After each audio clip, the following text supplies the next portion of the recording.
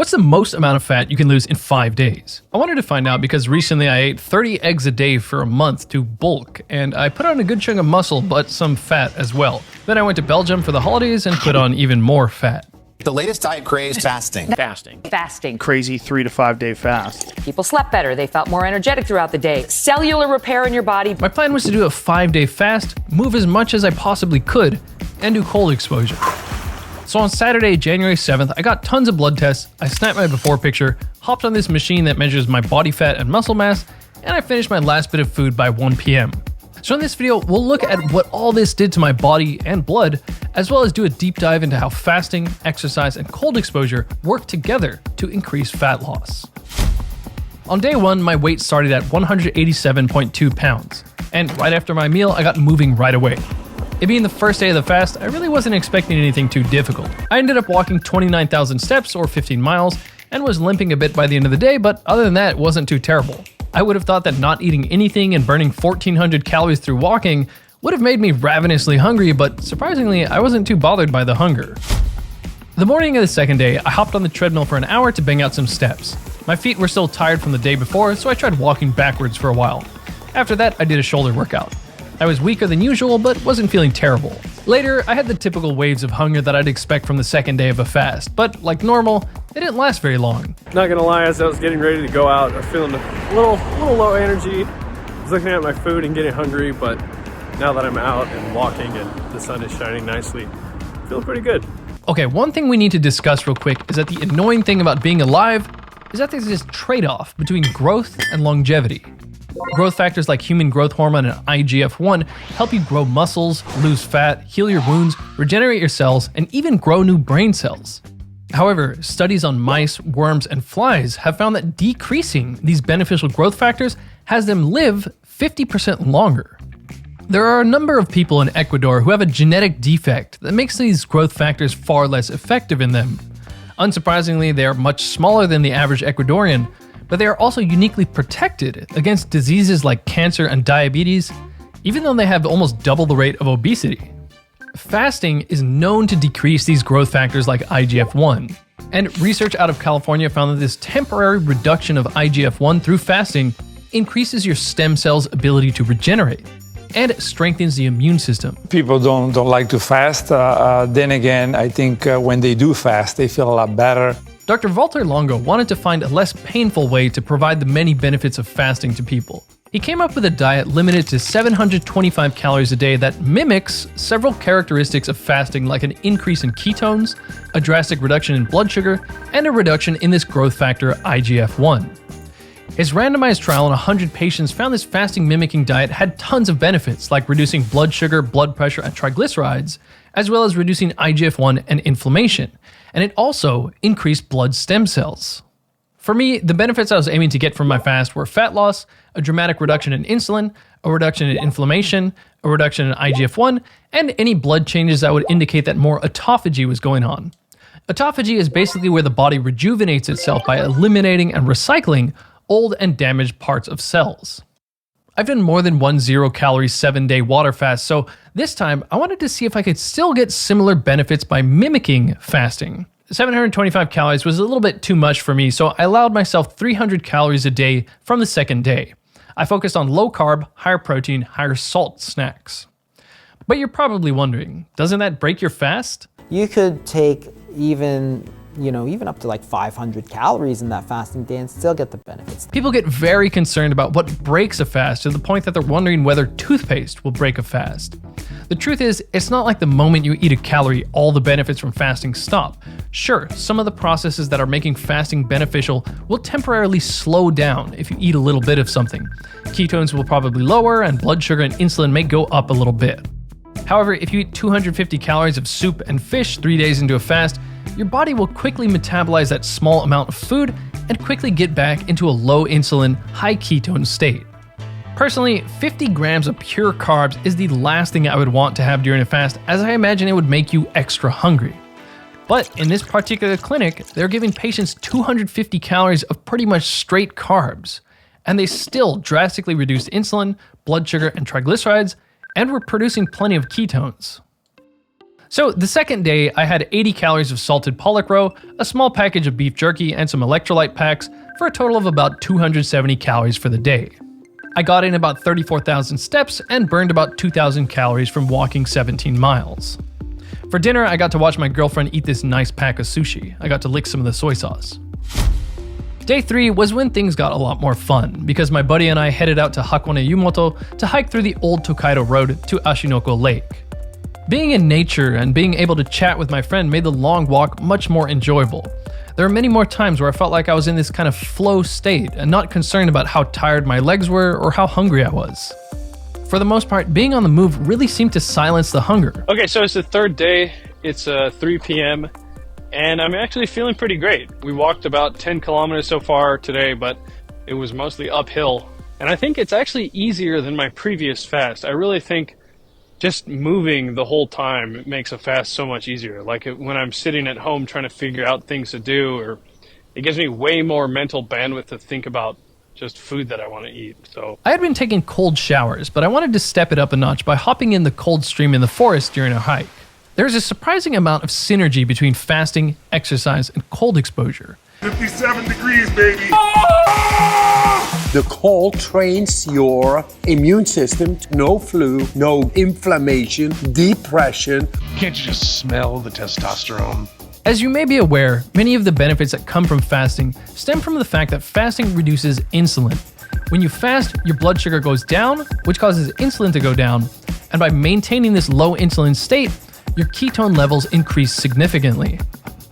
And both exercise and cold exposure themselves have been found to increase ketones. This may in fact make it easier to stand the cold because of the ketones' effects on brown fat. One of the ways cold exposure will help you burn calories is by turning more of our fat into brown fat. Different from the usual white fat, brown fat looks brown because it has far more mitochondria. White fat is more like a vat for storing calories, but the purpose of this brown fat is to act like a furnace, keeping you warm by burning up calories in its mitochondria. Dr. Benjamin Bickman has said that having more of this active brown fat can increase your daily calorie burn, and exposing yourself to the cold will increase the amount of this brown fat and actually make the brown fat better at burning calories to keep you warm. If you're familiar with Wim Hof, you'd know that the body can become remarkably good at tolerating cold. Wim Hof was instrumental in popularizing the physical and mental benefits of cold exposure, but Polish scientist Walerian Romanowski took the ice bath world record from him by staying in full contact with ice for 3 hours straight. Here's him taking an ice bath in negative 55-degree weather in Siberia.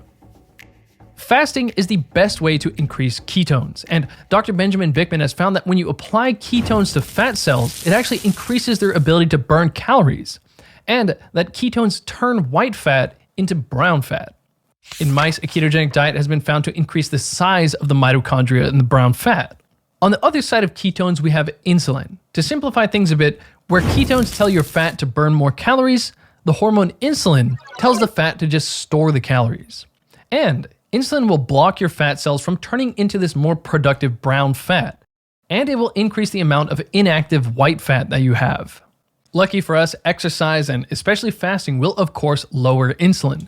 This is great because studies have suggested that higher insulin reduces your body's daily calorie burn. 1 in 3 kids are overweight or obese. She'll unveil her biggest program yet, a nationwide campaign to combat childhood obesity. Give me 5 ways they're leading a healthier life.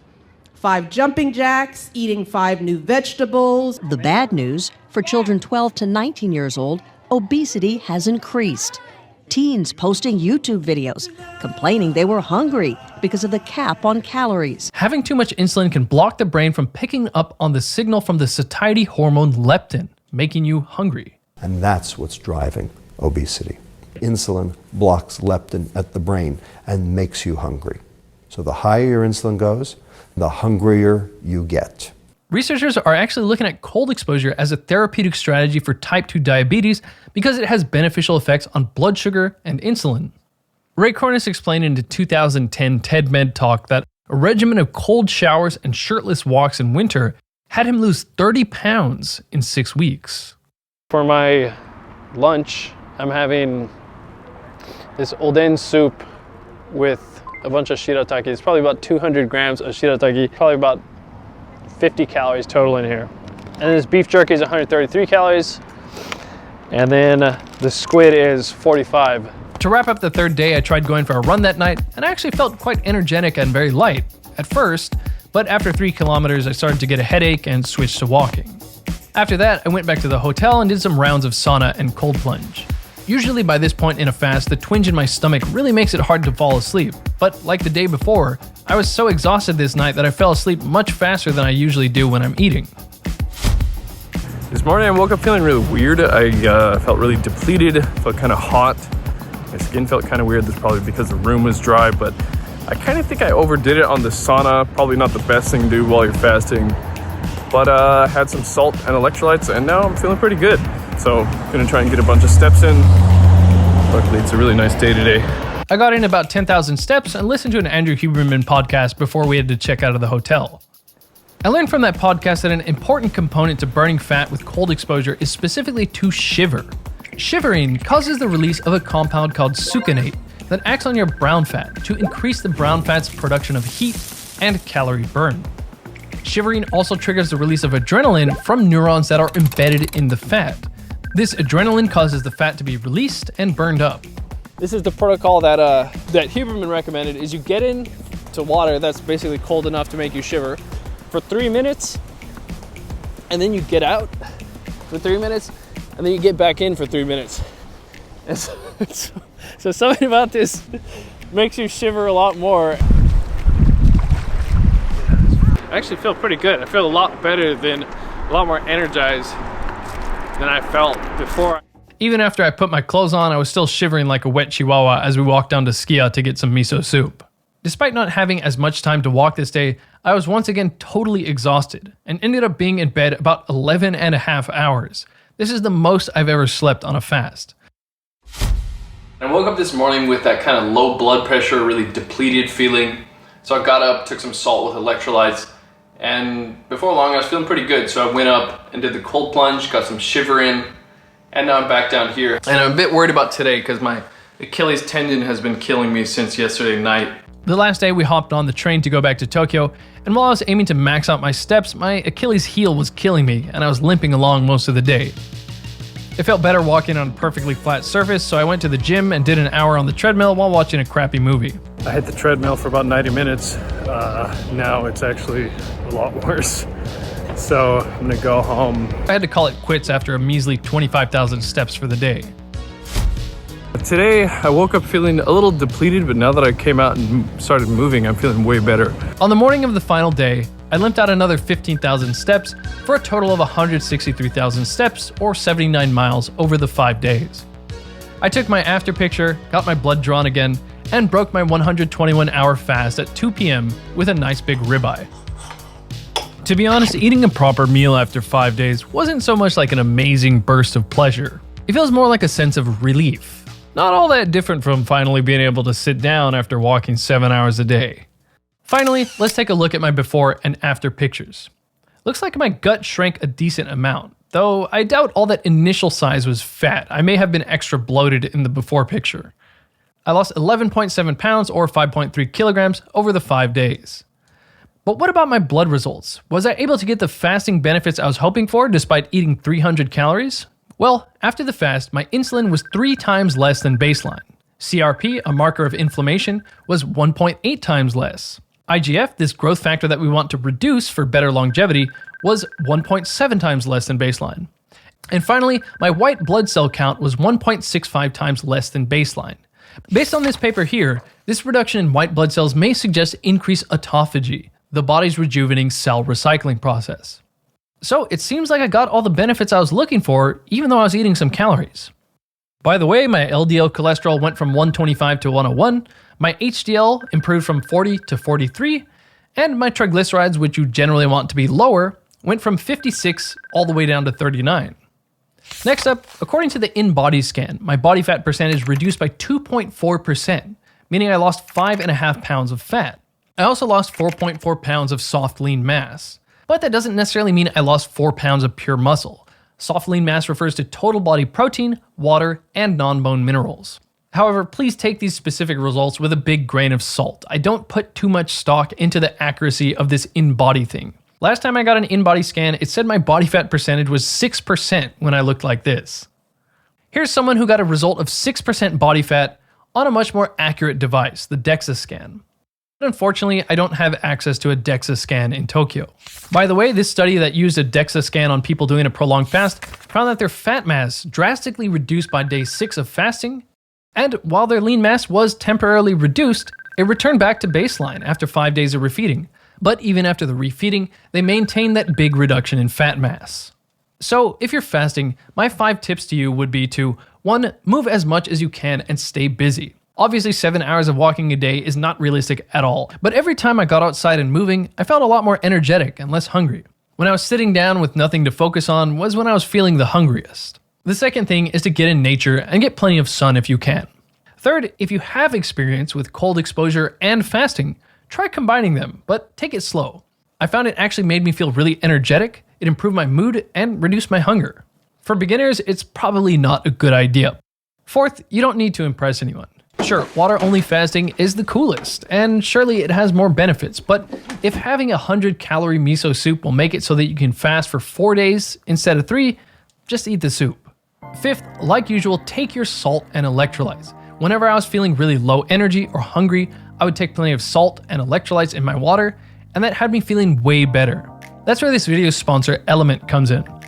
As mentioned, plenty of fasting benefits come from reducing insulin, but when you reduce insulin, your body will have you pee out more electrolytes. So adding electrolytes to your water can really bring your energy levels back up. I was drinking tons of these during my fast, at least 3 a day, and I was having the chocolate flavored Element in hot water instead of coffee in the morning. Also, since hunger can be tied to a lack of sodium, the Element packs help me reduce my fatigue and hunger. Actually, even if I'm not fasting or doing low carb, I found Element gives me more energy, especially when I'm working out. Element tastes great, and my favorite thing is there's no junk in it. It's just a well-balanced mix of electrolytes, sodium, potassium, magnesium, a bit of flavoring, and some stevia. There's also an unflavored one if you prefer.